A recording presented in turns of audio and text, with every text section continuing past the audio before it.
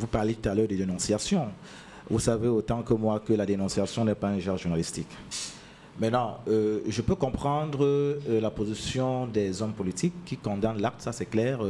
Quel que soit l'acte posé par un individu, je crois qu'il y a des voies qu'on peut utiliser pour porter plainte, s'attaquer à cette personne. Malheureusement, ça n'a pas été fait. Et tout à l'heure, je parlais, je corroborais au deuxième sujet, mais pas au deuxième sujet, c'est-à-dire vous vous posez une question, est-ce une guerre des clans ou alors, une guerre des clans ou alors une atteinte à la liberté de la presse. Tout à l'heure, j'ai dit atteinte à la liberté, mais maintenant, à y réfléchir, à écouter les interventions des différents panélistes, je dirais que c'est les deux à la fois.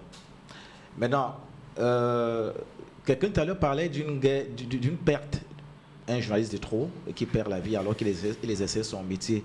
Moi, je tirerais tout de suite sur les pouvoirs publics qui, sachant par exemple, notamment le ministre de la Communication, que du côté de Yaoundé, comme le relevait tout à l'heure Auriol Tchoumi, la plupart des journalistes ne respectent pas la déontologie de la profession, mais entretiennent ce genre de comportement.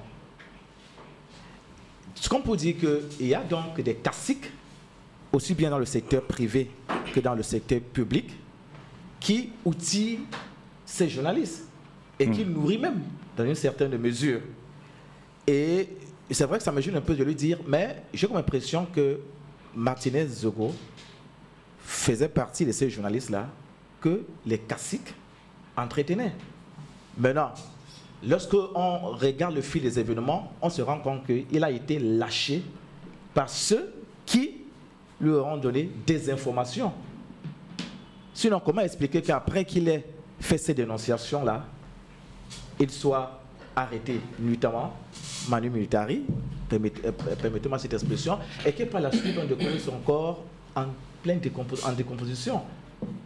Ça nous amène à dire que certainement il y a des groupes, des clans qui se tuent dessus.